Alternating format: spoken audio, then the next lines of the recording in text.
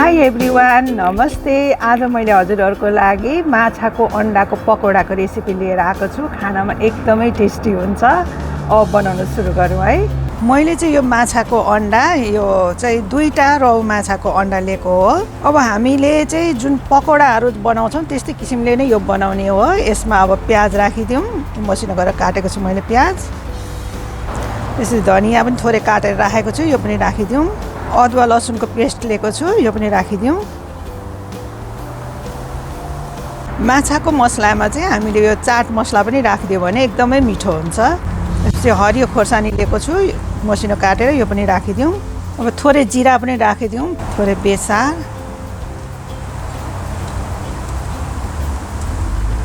Chilli powder,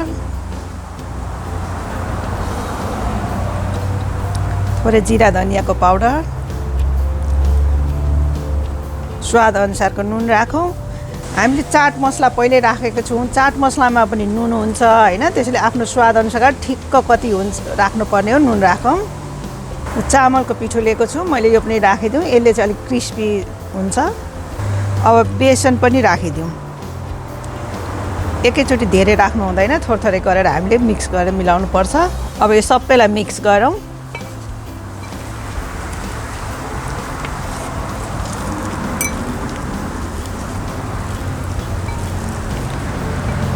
यो अन्डाको पकौडा चाहिँ यो तराईतिर एकदमै खाइन्छ, एकदमै मिठो हुन्छ है। यो चाहिँ भुजाहरूसँग खानु एकदम मजा आउँछ। अझै थोरै बेसन राखौँ।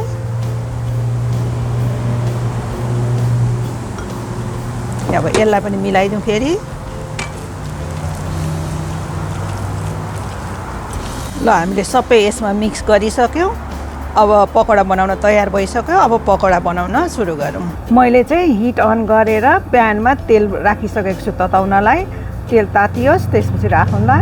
तेल तातिसकेको छ। अब हिटलाई चाहिँ हामीले मिडियममा राखौँ। त्यसपछि अनि पकौडा राख्दैछौँ।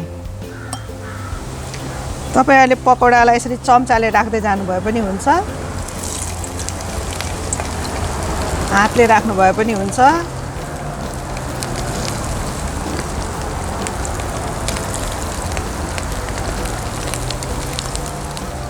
यो चम्चाले राख्दाखेरि चाहिँ चम्चालाई बेला बेलामा पानीमा चोप्दै राख्दै जानुहोस्, अनि टाँसिँदैन।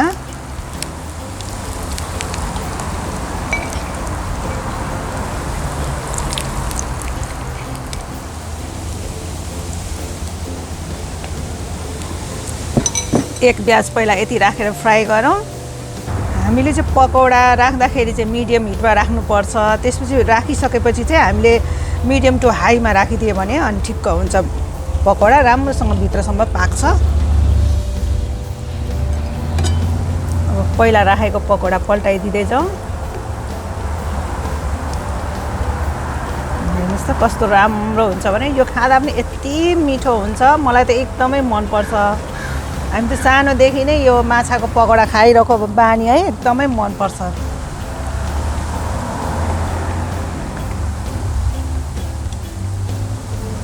यो पकौडालाई तपाईँहरूले 12 जस्तै गरेर पनि बनाउन सक्नुहुन्छ। थोरै तेल राख्दै गोलो गोलो पारेर 12 जस्तो गरेर बनायो भने पनि मिठो हुन्छ। त्यसरी पनि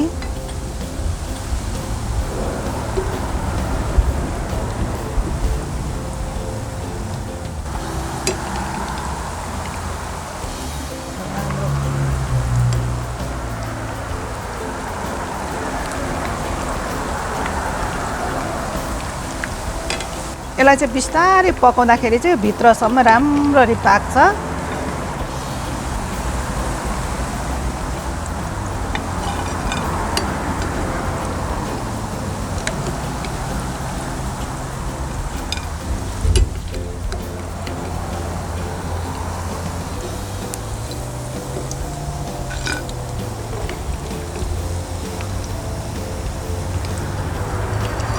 अब पहिलो ब्याचको चाहिँ पकौडा निकालिसकेपछि अनि हामीले फेरि तेललाई एकछिन तातिन दिनुपर्छ। फेरि तेल तातिसक्यो। अब फेरि पकौडा राखौँ।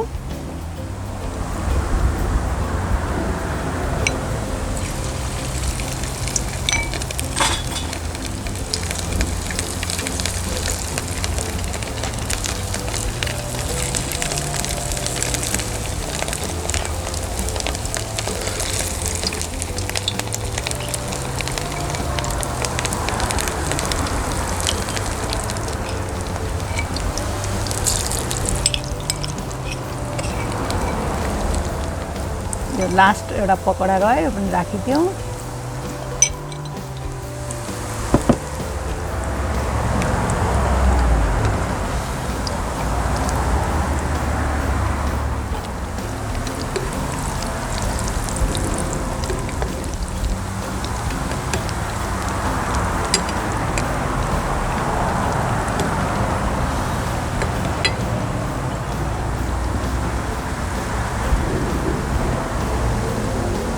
ल हेर्नुहोस् त, मैले यो 2टा रहु माछाको अन्डाको बनाएको पकौडा हेर्नुहोस् त, यहाँ पनि यतिकै छ, यहाँ पनि थुप्रै हुन्छ यो माछाको अन्डा। ओहो, खान त यस्तो मजा आउँछ कि म त यो सानैदेखिको एकदम खाने यो माछाको अन्डा है। हामी तराईमा बस्ने मान्छेहरू त अब माछा त धेरै खाइन्छ होइन। र मेरो यो लास्ट ब्याच पनि तयार भइसक्यो यो पकौडा। अब यसलाई निकालौँ है।